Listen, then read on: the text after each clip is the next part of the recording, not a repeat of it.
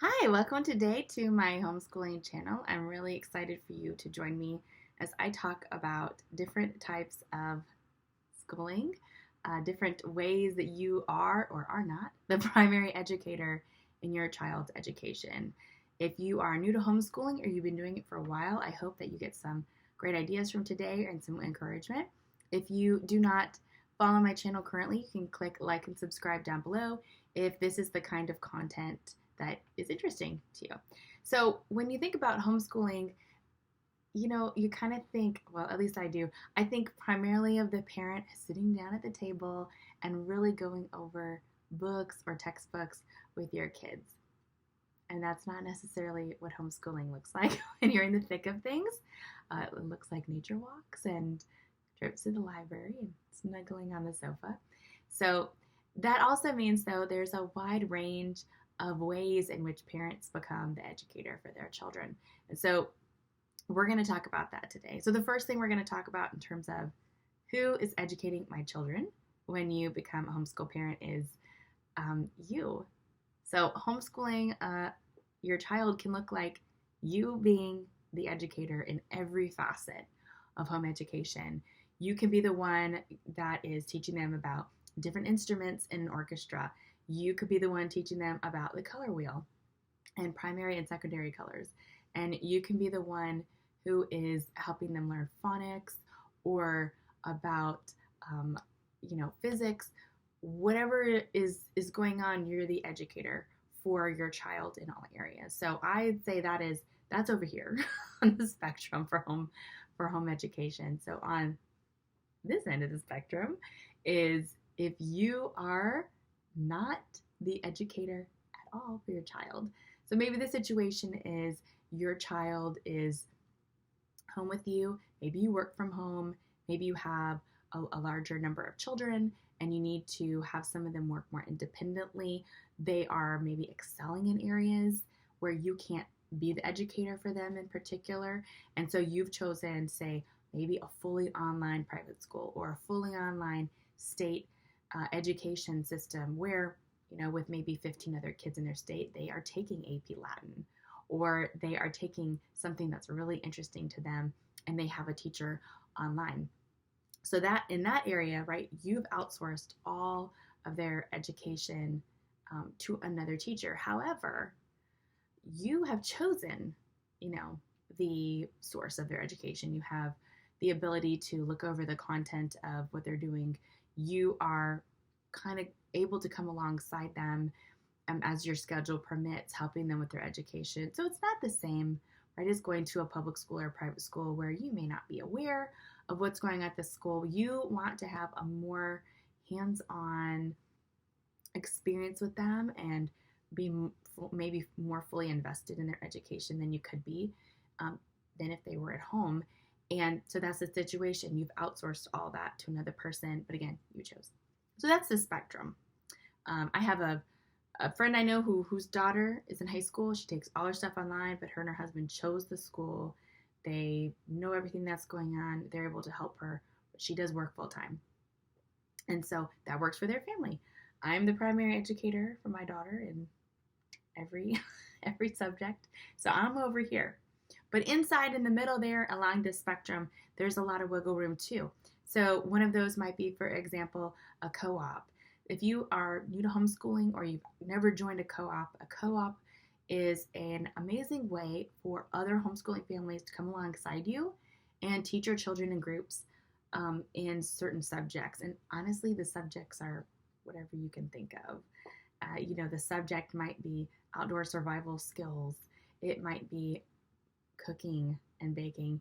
It might be working on some stuff on the car. It might be life skills. It could be economics. It could be a Bible study together. It could be younger kids learning math together, geography.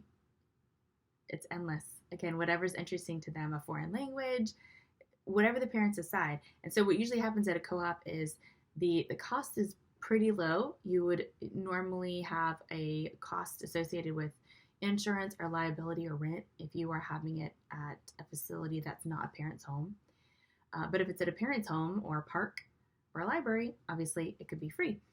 So the parents come alongside each other, and maybe they divvy up the teaching of the different groups based on their own personal strengths. And so, I could teach history, and this mom does the section on science, and this mom does the section on math or geography, whatever it might be. And so your kids are in a little group, and it can range from, a multi-age group, or if you have a larger number of kids and you can break them into their ages, you could have multiple groups going at one time. And you get to tailor all of the experiments or the lessons based upon the kids' ages and the topics and the parents' ability. So you have the core usually at home still, the math and language arts, because kids tend to go, at their own pace on those. And then you get together in a co-op and you do all those fun other things together. So you are still the primary educator for the core. And then again, you've joined with others to teach some of the other subjects. So that's along the spectrum of how much educating you are doing primarily for your child.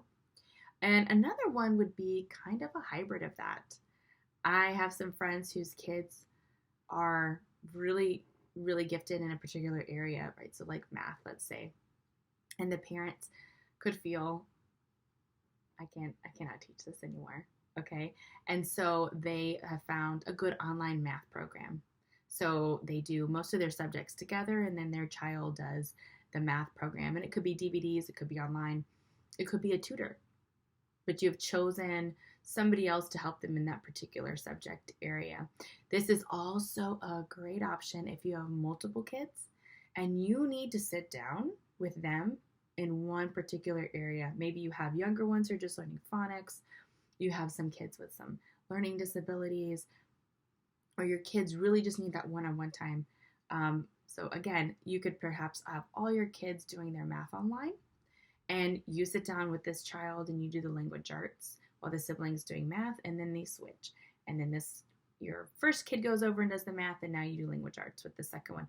So it allows for so much flexibility within your family, and there are so many online programs out there that, and even fully online homeschool groups where you can do the whole gamut, right over here, the whole gamut of online education, or you can pick and choose some of the things that the kids can sign up for. And this is especially amazing, right, if you have multiple children, but also for your older kids. If they get into those subject areas where you don't feel fully equipped or fully confident in yourself to teach those subjects, you can do that. And then they can come to you, right? And you can edit the papers. You can help them look up the answers and kind of walk them through that. So you're still doing that, educating with them side by side, checking their work, being there as a sounding board when they're trying to figure out problems or think through things that they've learned in their class. But you again are not the primary educator. But you're not the educator for that subject at all. So there's a whole slew of options for you. So if you are new to homeschooling or you've not considered some of these options before, I really encourage you to find something out there that works for you, because it's just so flexible. So flexible. That's what's so awesome about homeschooling. It can be overwhelming. Okay, I definitely understand that. But there's so many options out there that I know that there's going to be a right one for you, for your family, for the dynamic you have in your family. And it's going to be wonderful. It's going to be a blessing to your family to find where it is you fit and what is actually working for you this year. So I hope that tip helps. Again, you can click like and subscribe down below. I hope to see you again soon. God bless.